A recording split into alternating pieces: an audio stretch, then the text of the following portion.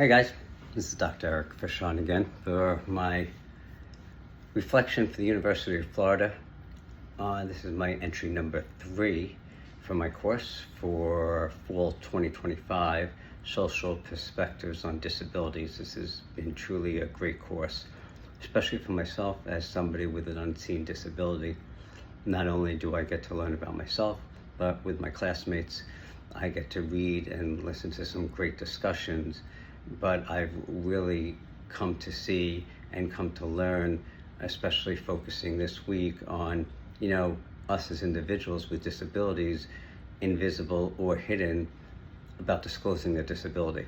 I can speak firsthand about that from my disclosure and history and worrying about actually disclosing it and what comes to be after you disclose it and what kind of hoops you have to go through, because it's not as easy as just disclosing and thinking that all the doors are going to open up for you and now all of a sudden it's going to be equitable.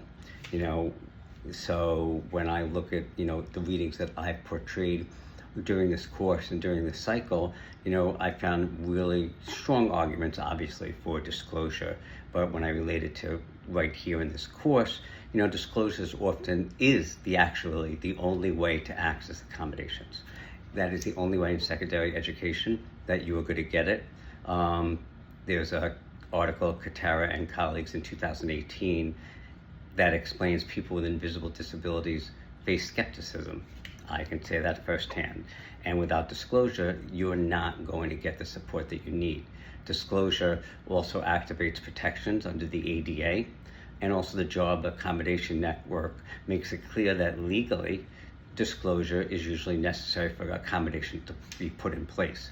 Without disclosing, nobody's going to know. The education for the burden is actually on the person to actually ask and give the disclosure for the accommodation to take place. A teacher is not going to say, I think you need, especially not in this day and age, and especially with online education. Sometimes, unfortunately, they think you get to a certain part in education and you must get there. You have a doctor in front of your name or you've had a master's. You must not need you must not need an accommodation.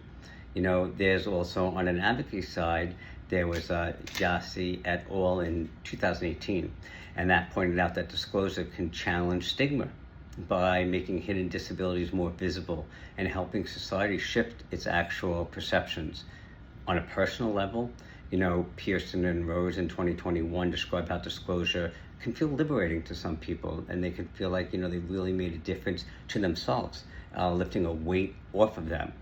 They describe how it can feel that liberation because they no longer need to mask their disability all the time, and it can allow someone to live with more of an authentic life.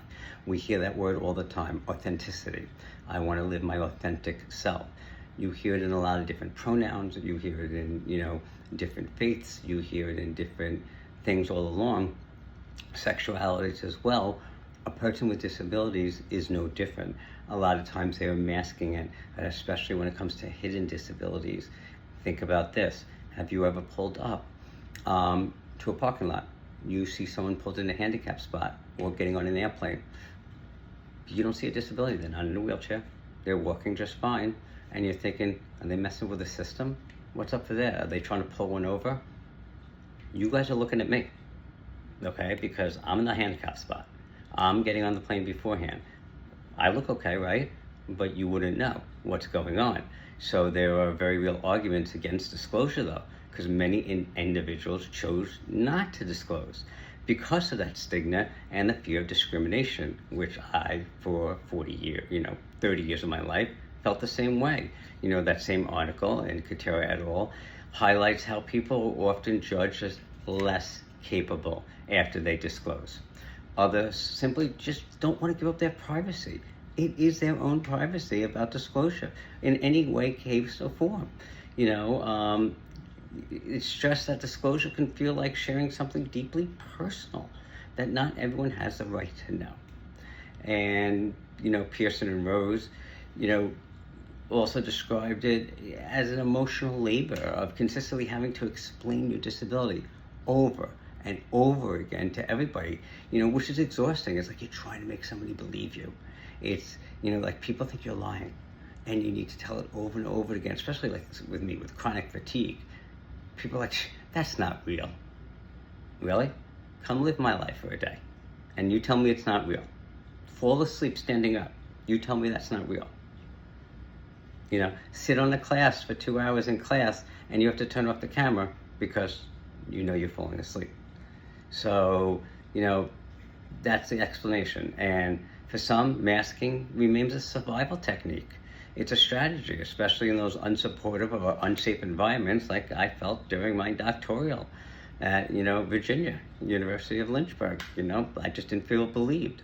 What stood out to me in this context, at work or school, disclosure may be necessary to access accommodations, but amongst family or friends, disclosure may feel optional or even risky, depending on the cultural views of a disability in a certain ethnicity or a certain faith.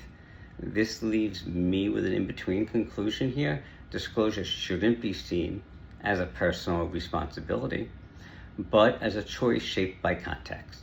The burden is on the institutions. It's on the schools and the workplaces to create that nice environment where disclosure feels safe and beneficial and not something that's risky. Shakespeare in 2010 reminds us through the social model that disability is created more by barriers than by individual impairments. If an environment were designed with universal design principles, for example, there'd be less pressure to disclose in the first place. My final takeaway here is that disclosure is not just a simple yes or no decision for people. It's about weighing context and trust and safety. Personally, my thinking shifted to valuing selective or partial disclosure as the middle ground solution. It's not always an all or nothing. It is a very, very personable thing when you decide to disclose. You want to hope that everyone's going to welcome you with open arms, but it's like disclosing anything else that you've kept in your heart for a very long time. It's like going to a therapist and disclosing anything about your life. You now just opened it up for people's interpretation. And just because the law protects you, or so you think it protects you, everybody is human. And people's interpretations, they might have to give you an accommodation, but there's also something called reasonable accommodations. Look it up within the law, and unfortunately, reasonable is up to an institution of what they see reasonable according to the law. So there's a lot of wiggle room there. So in my advocacy in the future, I hope to help that a little bit, make it more comfortable for people. But I hope in the future, when my child grows up and goes into college, that they are trained more inside the schools, institutions, and the workplaces to not just say, we want you to bring your authentic self to work, school, and every place else. That's lip service. Actually show them an experience.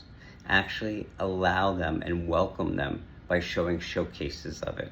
Bring people in to talk about it and actually showcase it. Examples, showcase, not talk. I'm Dr. Eric Fishon for Social Perspectives on Disability for my third interaction here.